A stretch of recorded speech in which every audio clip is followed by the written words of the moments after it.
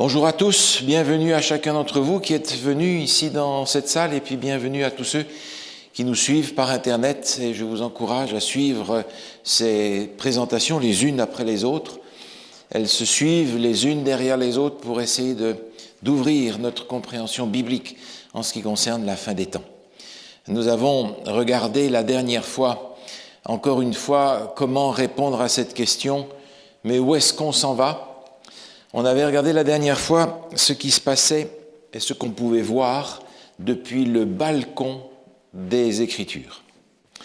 Aujourd'hui, j'aimerais qu'on regarde ce qui se passe dans les coulisses du retour de Jésus.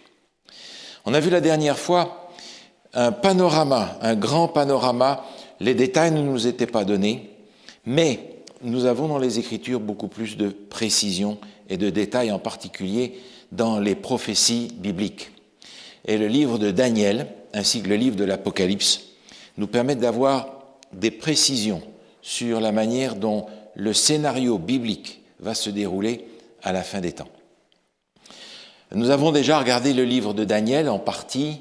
J'aimerais regarder avec vous aujourd'hui une prophétie du livre de Daniel qui se trouve dans le chapitre 8. Daniel, je vous le rappelle, est prisonnier de guerre à Babylone. Et il a gardé son cœur tourné vers Jérusalem. Il prie tous les jours vers Jérusalem. Mais à Jérusalem, il n'y a plus rien. La ville est détruite, le temple est détruit. Un jour, il a une vision, et dans cette vision, il dit ceci. « J'entendis parler un saint, et un autre saint dit à celui qui parlait, « Pendant combien de temps s'accomplira la vision sur le sacrifice perpétuel et sur le péché dévastateur? Jusqu'à quand le sanctuaire et l'armée seront-ils foulés? » Et il me dit, 2300 soirs et matins, puis le sanctuaire sera purifié. Daniel entend cela dans sa vision, et dans son cœur, il y a quelque chose qui vibre parce qu'il sait très bien qu'à Jérusalem, le temple est détruit. Il sait très bien que la ville est détruite et il attend avec impatience que le temple puisse être reconstruit. Parce que quand le temple est reconstruit, ça veut dire qu'on va pouvoir continuer à faire les sacrifices et le culte à Dieu. Il attend ce moment-là. Et dans la vision qu'il reçoit, il entend que le sanctuaire sera purifié dans 2300 jours. Dans le sens prophétique, on va le voir tout à l'heure, Daniel comprend bien qu'il s'agit de 2300 années. Et ça, c'est trop pour lui. Ça veut dire qu'il n'y aura pas de reconstruction du temple pendant 2300 ans. C'est comme ça qu'il le comprend. Alors Daniel est dévasté. Il se rend compte qu'il y a quelque chose qui ne marche pas parce que lui-même se rend compte que ce qu'il entend dans cette vision ne correspond pas à ce qui a été révélé déjà précédemment par le prophète Jérémie. Et il continue, c'est au chapitre 9, il est dit, « La première année de son règne, il s'agit de Darius, moi Daniel, je vis par les livres qu'il devait s'écouler 70 ans pour les ruines de Jérusalem, d'après le nombre des années dont l'Éternel avait parlé à Jérémie le prophète.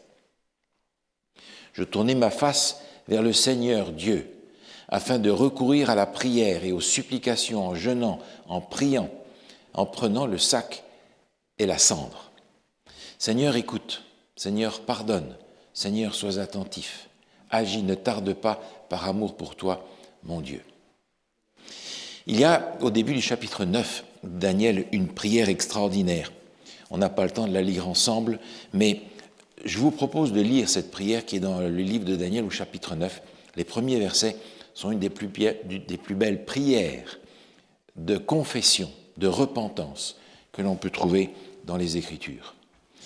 Daniel se demande, est-ce que Dieu va pardonner?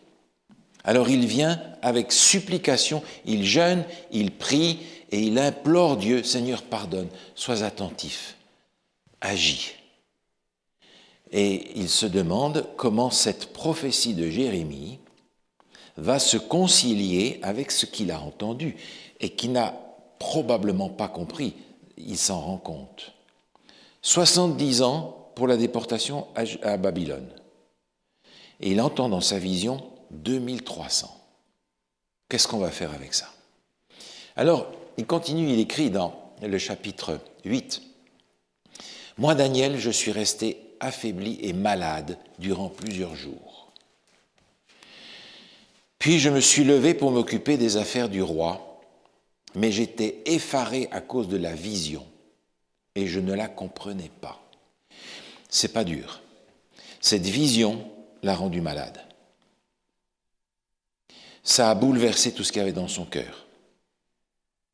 Alors il nous dit, voilà, je n'ai pas compris la vision. Mais plus tard, et ça nous est rapporté au chapitre 9, Daniel, dans sa prière, a une autre vision, dans sa prière de confession. Et il dit, je parlais encore dans ma prière quand l'homme Gabriel, que j'avais vu précédemment dans une vision, s'approcha de moi d'un vol rapide au moment de l'offrande du soir. Il m'instruisit, s'entretint avec moi et me dit, Daniel, je suis venu maintenant pour ouvrir ton intelligence. Lorsque tu as commencé à prier, la parole est sortie et je viens pour te l'annoncer, car tu es un bien-aimé. Sois attentif à la parole et comprends la vision. On a ici les deux mêmes mots, on a le même ange qui se trouve dans les deux visions. Maintenant, ça nous prendrait un certain temps de regarder les textes tout en détail, mais vous pouvez les lire dans votre Bible. À la fin de la vision que Daniel reçoit, et qui est rapportée dans le chapitre 8 de Daniel, l'ange qui est avec lui, Gabriel, lui dit à 3 reprises, cette vision concerne les temps de la fin, cette vision concerne des temps éloignés. Autrement dit, cette vision n'est pas pour toi, elle est pour beaucoup plus tard. Elle ne te concerne pas directement. Daniel n'a pas écouté ça. Il a été tellement remué par ce qu'il a entendu qu'il n'a pas entendu ces 3 fois où l'ange va lui dire « c'est pour beaucoup plus tard ». D'où son inquiétude. D'où cette parole de l'ange qui lui dit « sois attentif et comprends la vision. Cette fois-ci, écoute bien, je t'apporte la réponse. » À quelle vision? À celle qu'il a eue et qu'il n'a pas comprise, bien entendu. Autrement dit, la vision du chapitre 9 est une réponse à ce qui manque dans le chapitre 8 et que Daniel n'a pas pu comprendre. Qu'est-ce qui nous est dit? L'ange lui donne cette précision et lui dit « sache-le donc et comprends. Depuis le moment où la parole a annoncé que Jérusalem sera rebâtie jusqu'au Messie, au conducteur, il y a 7 semaines et 62 semaines, et le texte continue. » On a ici une indication intéressante. C'est la prophétie qu'on appelle la prophétie des 70 semaines. Et cette prophétie des 70 semaines va donner le point de départ des 2 prophéties. Celle que Daniel n'a pas comprise et celle qui lui est donnée maintenant. Le même point de départ depuis le moment où la parole a annoncé que Jérusalem serait rebâtie. Alors ça, c'est un élément important qui va nous permettre de compléter ce que Daniel n'avait pas compris non plus. Il est dit ici jusqu'au Messie, au conducteur. Cette prophétie du chapitre 9 est une prophétie d'une extrême importance. Nous n'avons pas le temps de la regarder en détail aujourd'hui, ce n'est pas notre propos. J'aimerais plutôt regarder celle du chapitre 8, qui concerne davantage la fin des temps. Mais le texte nous dit que cette prophétie va jusqu'au Messie, au conducteur. C'est une prophétie qui nous amène à Jésus. Et ça, c'est extrêmement important. C'est une prophétie que le peuple hébreu n'a pas regardée autant qu'il aurait fallu.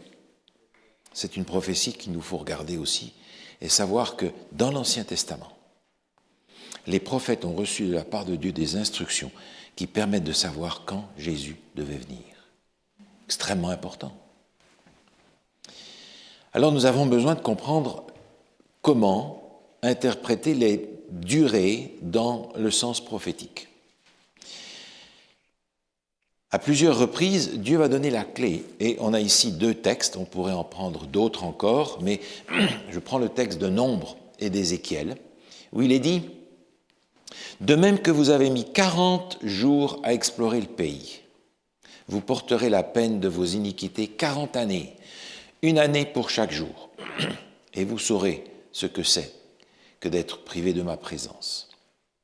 L'autre texte qui est dans Ézéchiel dit « Je te fixe moi-même un nombre de jours qui correspond au nombre d'années marquées par leur faute. » Alors, ce que l'on comprend ici, c'est que dans le contexte prophétique, lorsqu'il est question d'un jour, dans l'histoire, dans la réalité, il est question d'une année. Un jour égale un an. C'est la clé pour comprendre les durées prophétiques.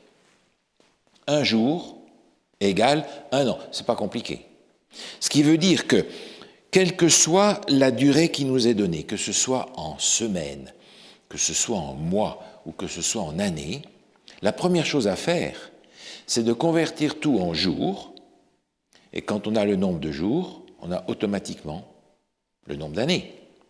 Exemple, si on parle dans la prophétie d'une semaine, une semaine c'est 7 jours. Quand on parle d'une semaine dans la prophétie, on parle de 7 ans dans la réalité de l'histoire. Et ainsi de suite. Si la prophétie nous parle par exemple d'un mois, en prenant le calendrier lunaire de cette époque-là, le calendrier des Juifs, un mois de 30 jours, un mois, 30 jours, égale 30 ans, et ainsi de suite. On a donc une clé fort simple pour comprendre les prophéties. On a cette prophétie de 70 semaines et cette prophétie des 2300 jours et matins, et entendez par là une journée, qui correspondent par conséquent à 2 périodes différentes avec le même point de départ. La première, 70 semaines, aboutit à une période de 490 ans. On pourrait parler de cette prophétie-là, rien que la façon dont elle est présentée nous donne déjà une idée du contenu. Parce que 7, c'est un chiffre significatif dans les Écritures, c'est un chiffre de la grâce, c'est un chiffre de la perfection, c'est un chiffre d'espoir. Mais là, ce n'est pas 7, c'est 7 fois 7, qui nous met en rapport directement avec le Jubilé, qui est une institution de l'Ancien Testament, une institution extrêmement positive, qui garde l'équilibre et qui est une image de la grâce, que Jésus va d'ailleurs employer à son crédit, en prenant cette institution du Jubilé comme une image de la grâce qu'il apporte au monde. Et lorsque un Juif entend 7 fois 7, automatiquement dans son esprit, c'est une manifestation puissante de la grâce dans sa grande dimension. Alors quand il entend 70 semaines, c'est une prophétie d'espoir extraordinaire. Rien déjà que par la manière dont cette prophétie est présentée. Et puis la deuxième, 2300 jours, soir et matin, nous dit le texte. Alors soir et matin, c'est une expression que l'on retrouve au début, dans le livre de la Genèse. Lorsque Dieu crée les 7 jours, il nous a dit, il y eut un soir, il y eut un matin, ce fut le premier, deuxième, troisième jour. Donc, soir et matin correspond à une journée. Je ne peux pas couper cette période en deux en disant, il va falloir que je coupe en deux pour avoir le nombre de jours. L'expression qui est dans la Genèse, c'est l'expression qui est ici dans le livre de Daniel et qui correspond à une journée entière. 2300 jours, c'est pas difficile, 2300 années. Une longue période cette fois-ci. Mais on a au moins le point de départ. Et alors on va regarder dans l'histoire quel est ce point de départ. Le texte biblique dans le livre d'Esdras au chapitre 7, et dans l'histoire nous donne la date de l'édit d'Artaxercès. Artaxercès longue main, peut-être qu'il avait une longue main, en 457 avant Jésus-Christ, qui permet aux Hébreux de retourner à Jérusalem et de reconstruire la ville de Jérusalem. Le temple avait déjà commencé à être construit par un édit précédent, l'édit de Cyrus, en 538. Plusieurs édits ont été donnés, mais le premier édit qui concerne la construction de Jérusalem, c'est l'édit de 457 avant Jésus. On a donc ce point de départ très important de ces 2 prophéties sœurs, la prophétie des 70 semaines et la prophétie des 2300 jours. Je vous disais, je n'ai pas le temps aujourd'hui, et ce n'était pas mon propos, d'analyser la prophétie des 70 semaines, mais ces 70 semaines nous permettent, d'une façon fort simple, en utilisant les clés bibliques, d'arriver à comprendre quand Jésus a été baptisé, quand Jésus a été mis à mort, quand Étienne a été lapidé, qui est le premier martyr chrétien pour sa foi. Mais mes amis, c'est d'une importance capitale. La première venue de Jésus. Elle est annoncée dans les prophéties bibliques. Alors on peut comprendre une chose. Ces deux prophéties qui sont sœurs, qui ont le même point de départ, on peut imaginer facilement que la première est en rapport avec la première venue de Jésus et imaginer avec quoi la deuxième va être en rapport. Avec la deuxième venue de Jésus. Donc dans ces deux prophéties sœurs, nous avons deux dimensions extrêmement importantes du plan de sauvetage que Dieu a mis en place dans le monde pour sauver l'humanité. La première venue de Jésus est en rapport avec la deuxième. La première venue de Jésus, des dates sont données. Dans la deuxième, on a déjà vu qu'aucune date n'est donnée. Personne ne connaît ni le jour ni l'heure. Le Père seul. Donc cette prophétie ne va pas nous conduire à une date du retour de Jésus, mais elle est en rapport avec la préparation au retour de Jésus. Et cet élément-là est extrêmement important. Alors, on va faire le calcul, il est simple. On est en 457 avant Jésus. 457 avant Jésus, c'est l'édit d'Artaxercès que l'on trouve dans le livre d'Esdras au chapitre 7. Maintenant, on ajoute 457, on ajoute 2300, et on arrive en réalité à 1843. On passe des années avant Jésus aux années après Jésus.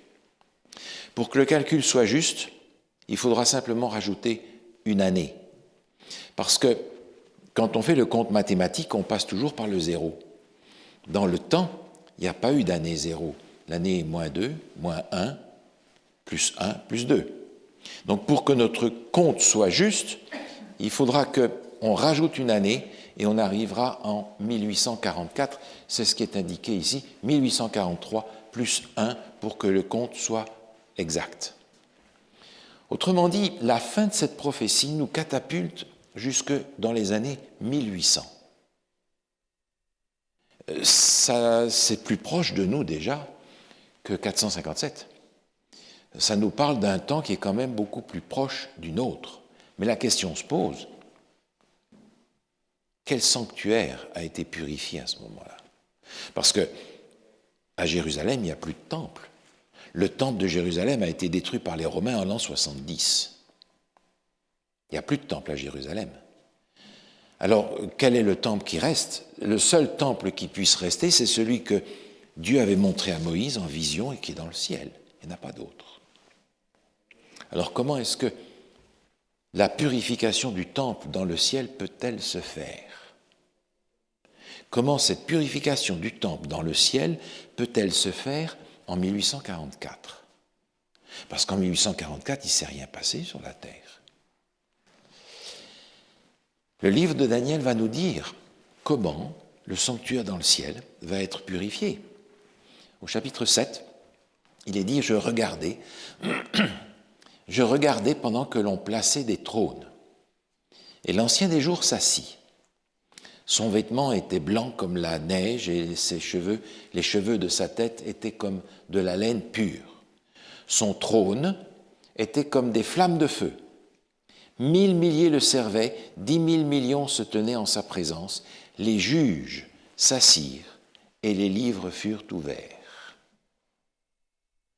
On apprend qu'il y a un moment où il y a un jugement qui s'ouvre dans le ciel, l'ancien des jours.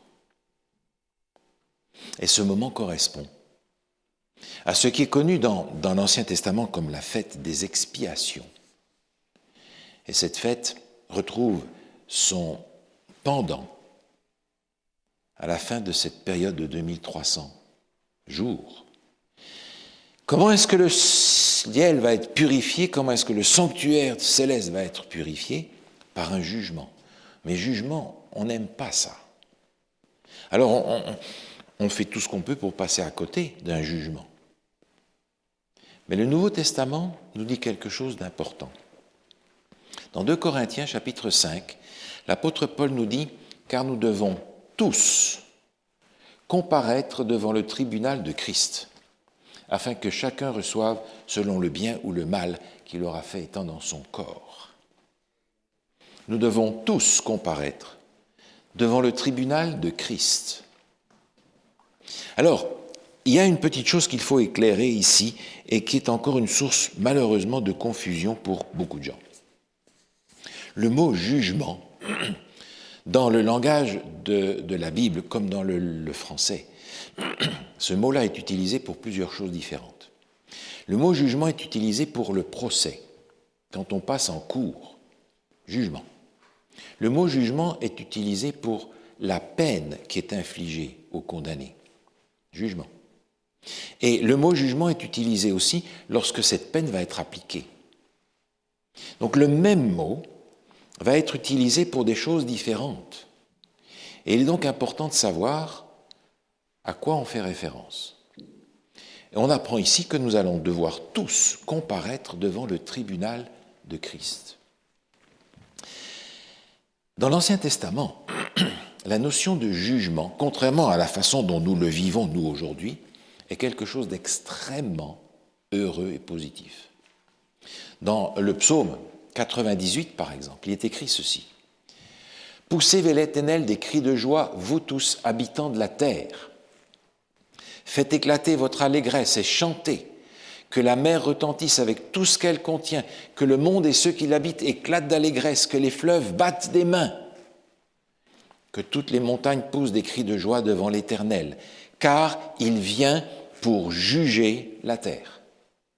Il jugera le monde avec justice et les peuples avec équité. » Dans l'Ancien Testament, le jugement de Dieu est une bonne nouvelle. Parce que quand Dieu juge, il rétablit la justice.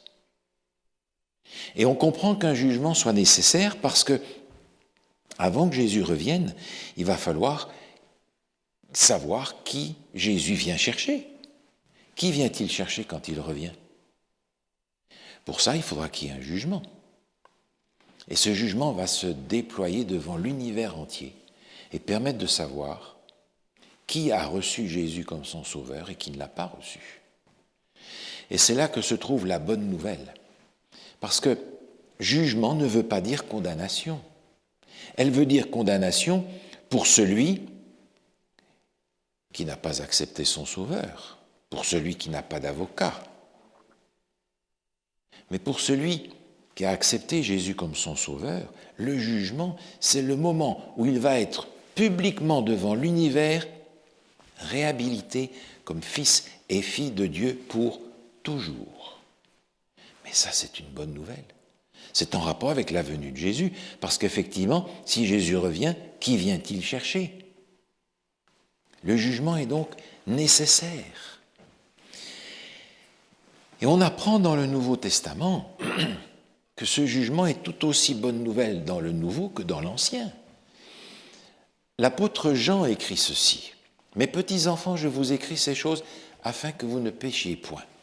Mais si quelqu'un a péché, nous avons un avocat auprès du Père, Jésus-Christ le juste. » Nous avons un avocat. Et ce qui est extraordinaire, c'est que nous n'avons même pas besoin de nous présenter dans ce jugement-là. Notre avocat va se présenter pour nous. Et heureusement, parce que qu'est-ce que vous voulez que j'apporte, moi, pécheur, pour me justifier devant le jugement de Dieu? Il vaut mieux que j'aille me cacher et que mon avocat aille à ma place. Parce que l'avocat, il est sans péché. Et l'avocat, dans ce jugement, va présenter ce qu'il a gagné et il le met à mon compte.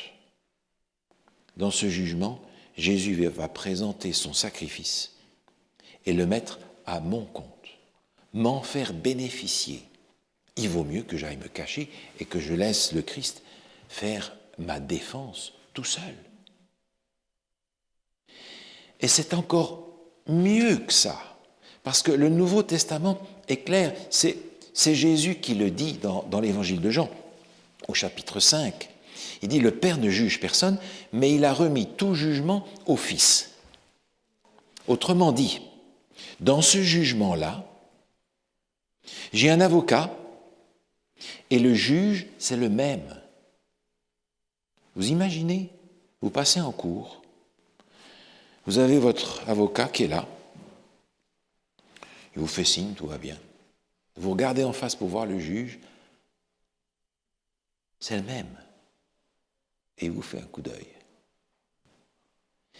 C'est dire à quel point, si je peux m'exprimer de cette façon-là, Dieu est biaisé en notre faveur.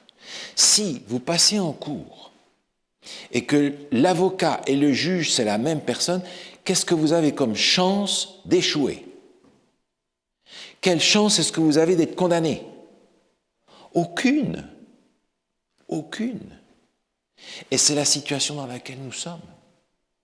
Autrement dit, j'ai presque envie de dire la même chose que ce que je disais David dans le psaume 35, si j'ai bonne mémoire. Juge-moi, ô Dieu, juge-moi. David implorait le jugement de Dieu. Et le mot qui est employé dans ce psaume, juge-moi, réhabilite-moi. C'est véritablement le sens du jugement biblique. Je ne veux absolument pas essayer de passer à côté, parce que mon avocat et mon juge vont s'occuper de moi bien mieux que n'importe qui peut le faire sur la terre ou moi-même.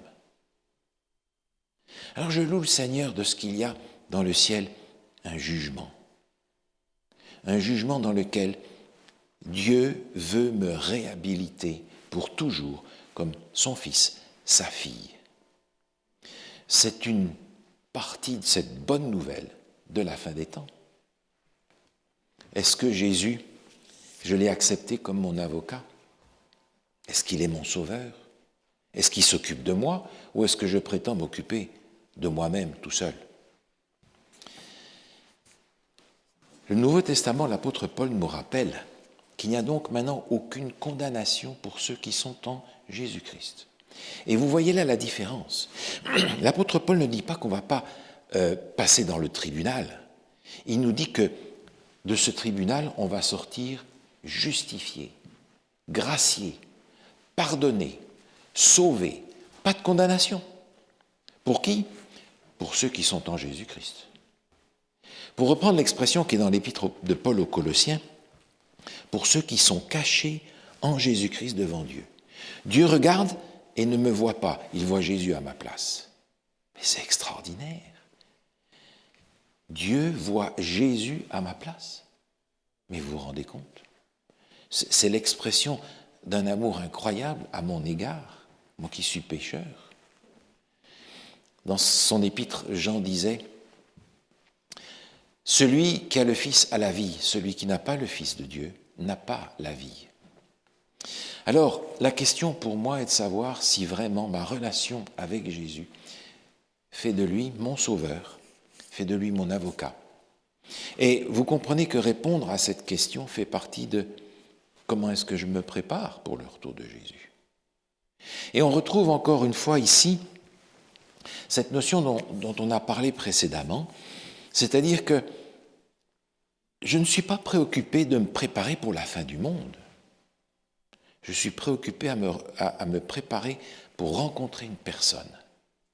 Une personne que j'aime, que je connais et que je rencontre déjà spirituellement chaque jour par la prière, par l'étude de sa parole. Quelqu'un que je connais, quelqu'un que j'aime, quelqu'un que j'admire pour ce qu'il a fait pour moi et que j'admire encore plus aujourd'hui en sachant ce qu'il fait maintenant dans le ciel pour moi. Pour moi. Il me juge, il me réhabilite, il me prépare pour son retour. Alors le jugement qui a commencé dans le ciel en 1844, personne n'a vu grand-chose sur la terre. Mais la prophétie est claire et vous vous rendez compte, comme je le disais l'autre fois, il nous faut gratter la surface des Écritures pour trouver ces perles qui se trouvent dans la Bible et qui nous indiquent où nous en sommes dans le processus qui nous conduit vers le retour de Jésus. Nous vivons le temps extraordinaire de la grâce de Dieu. Nous voyons sous nos yeux les signes des temps. Jésus en avait parlé dans Matthieu chapitre 24. Et je crois qu'il est d'actualité pour nous de regarder et de voir ces signes des temps se dérouler sous nos yeux.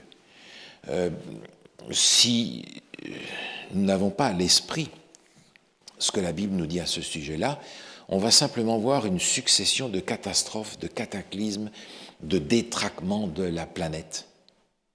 Alors qu'en réalité, ce sont des choses que Dieu permet pour que nous ayons notre attention attirée sur les événements qui se préparent et qui sont d'une importance colossale pour nous à la fin des temps. Seulement, on en parlait déjà précédemment, Jésus a dit « Je reviens bientôt », mais il n'est toujours pas là. L'apôtre Pierre, à son époque, était déjà confronté à des gens qui disaient ça. Et il répond « Le Seigneur ne tarde pas dans l'accomplissement de la promesse, comme quelques-uns le croient. Mais il use de patience envers vous, ne voulant pas qu'aucun périsse, mais voulant que tous arrivent à la repentance. Autrement dit, le Seigneur attend après moi, pour que je prenne conscience profondément du besoin immense que j'ai de la présence de Christ dans ma vie. Et il attend. Oh, il n'attendra pas indéfiniment parce qu'il a un plan. Mais on voudrait probablement que les choses aillent plus vite. Et le Seigneur est plus patient que nous. Et nous vivons le temps de la patience de Dieu. Dit autrement, si vous voulez, nous vivons le temps de la grâce de Dieu. Parce que cette date que nous avons trouvée par la prophétie biblique, 1844, est la dernière borne chiffrable dans les Écritures. Après, il y a des événements qui vont venir et qu'on va regarder d'ailleurs. Mais ces événements ne sont pas datables. 1844, c'est la dernière date prophétique que l'on peut fixer, très simplement, comme vous l'avez vu tout à l'heure. Après ça, c'est le temps élastique de la patience et de la grâce de Dieu. Et nous vivons dans ce temps-là depuis bientôt 200 ans. Alors ce texte me frappe parce que je suis en train de prendre conscience que le Seigneur attend que je développe en moi cet esprit de repentance qui me permet de venir à Dieu dans l'esprit où on a vu Daniel venir en prière à Dieu en reconnaissant qu'il n'est pas grand-chose si Dieu n'intervient pas dans sa vie. Nous vivons le temps de la patience de Dieu. Par conséquent, les mises en garde de Jésus sont extrêmement appropriées pour nous. Dans l'évangile de Matthieu, dans le chapitre 24, il est dit « Veillez donc, puisque vous ne savez pas quel jour le Seigneur, votre Seigneur, viendra. » Sachez-le bien, si le maître de la maison savait à quelle veille de la nuit le voleur doit venir, il veillerait et ne laisserait pas percer sa maison. C'est pourquoi vous aussi, tenez-vous prêts, car le Fils de l'homme viendra à l'heure où vous n'y pensez pas. C'est curieux parce que on a l'impression que plus le temps passe, plus on s'assoupit, plus on s'habitue à attendre. Jésus disait dans Luc 21, « Prenez garde à vous-même, de crainte que vos cœurs ne s'apesantissent par les excès du manger et du boire, par les soucis de la vie, et que ce jour ne vienne à vous à l'improviste. Car il viendra comme un filet sur ceux qui habitent sur la surface de toute la terre. Veillez donc et priez en tout temps, afin que vous ayez la force d'échapper à ces choses qui arriveront et de paraître debout devant le Fils de l'homme. Veillez donc. » C'est une manière de dire « choisissez vos priorités. C'est une manière de dire, ne soyez pas complètement paniqués et déboussolés par un tas de choses dont la Bible nous a parlé et que nous savons qui doivent arriver. Ne perdez pas les pédales avec ça. Mais au contraire, il y a des choses pour lesquelles il est nécessaire de fixer notre attention, de choisir comme priorité, parce que ça fait partie de cette préparation, ça fait partie de veiller, ça fait partie de prendre garde à nous-mêmes. Quelles sont les priorités que j'ai? Est-ce que je cours après la carrière? Est-ce que je cours après l'argent? Est-ce que je cours après la fin de mes crédits? Après quoi est-ce que je cours? Et vous savez bien que dans le monde actuel et occidental où nous sommes, on est tous en train de courir, pas vrai? Mais on court après quoi? Alors, Jésus est en train de nous dire, faites attention après quoi vous courez. Choisissez après quoi vous courez. Parce que vous courez le risque de ne pas être prêt. Le problème, c'est que le monde d'aujourd'hui crie « tout va bien ». Tout va bien aller. Vous avez déjà vu ça quelque part? Il nous a dit dans 1 Thessaloniciens au chapitre 5, « Car vous savez bien vous-même que le jour du Seigneur viendra comme un voleur dans la nuit. Quand les hommes diront « paix et sûreté », alors une ruine soudaine les surprendra, comme les douleurs de l'enfantement surprennent la femme enceinte, et ils n'échapperont point. » Les dirigeants du monde essayent de contenir leur population et disent « ne vous inquiétez pas, tout est sous contrôle. On a la chose en main. » Vraiment? Les événements qu'on a dans notre monde depuis une année nous montrent que personne n'a les choses en main. Personne. On est en réalité en route dans quelque chose qui est incontrôlé et incontrôlable. À quoi est-ce que ça sert de crier paix et sûreté, tout va bien, quand en fait ce n'est pas le cas? Ça endort, vous comprenez? Et l'Évangile nous a dit dans quelle situation allait être le monde au moment où Jésus va revenir. Et quand on va lire ce texte, écoutez, j'ai l'impression de lire les journaux d'aujourd'hui. Sache que dans les derniers jours, il y aura des temps difficiles. Les hommes seront égoïstes, amis de l'argent, fanfarons, hautains, blasphémateurs, rebelles à leurs parents, ingrats, irreligieux, insensibles, déloyaux, calomniateurs, intempérants, cruels, ennemis des gens de bien, traîtres, emportés, enflés d'orgueil, aimant le plaisir plus que Dieu, ayant l'apparence de la piété, mais reniant ce qui en fait la force. Éloigne-toi de ces hommes-là. Mes amis, quelle liste! Quelle liste! Et vous savez très bien comme moi qu'il suffit de regarder les informations pour retrouver tout ça aujourd'hui. Pour retrouver tout ça. Est-ce que vous avez l'impression que la parole de Dieu, ce sont simplement des hommes qui ont écrit ça parce que ça leur est passé par la tête, ou est-ce que c'est Dieu qui leur a dit comment les choses allaient aller? Sache que dans les derniers jours, voilà la description du monde lorsque Jésus reviendra. Est-ce que nous n'avons pas des priorités à déterminer pour nous-mêmes dans une situation comme ça? C'est dans les derniers jours que ces éléments vont être pour nous des signes des temps. Et puis la parole de Dieu, la parole de Dieu, ce sont des hommes qui ont écrit ça. Sache avant tout, dans les derniers jours, encore une fois, il y aura des moqueurs avec leurs railleries et marchant selon leur propre convoitise. Ils disent « Où est la promesse de son avènement ? Car depuis que les pères sont morts, tout demeure comme dès le commencement de la création. » Ils veulent ignorer en effet que les cieux existèrent autrefois par la parole de Dieu, ainsi qu'une terre tirée de l'eau, formée au moyen de l'eau, et que par ces choses, le monde d'alors périt submergé par l'eau. Des gens qui se moquent de la création, qui se moquent du déluge, ça ce sont des histoires qu'on a racontées pour faire peur aux enfants. et qui se moquent du retour de Jésus. Ça fait combien de temps que vous parlez du retour de Jésus? Il n'est toujours pas là. Donc on va se débrouiller tout seul. Des moqueurs qui viennent avec leur raillerie. Où est la promesse de son avènement? Elle est là, la promesse de son avènement. Et le pire, c'est que si Jésus n'est pas revenu, c'est précisément à cause de ces moqueurs et de ces gens qui raillent et qui se moquent des Écritures, parce que Dieu attend qu'ils se repentent.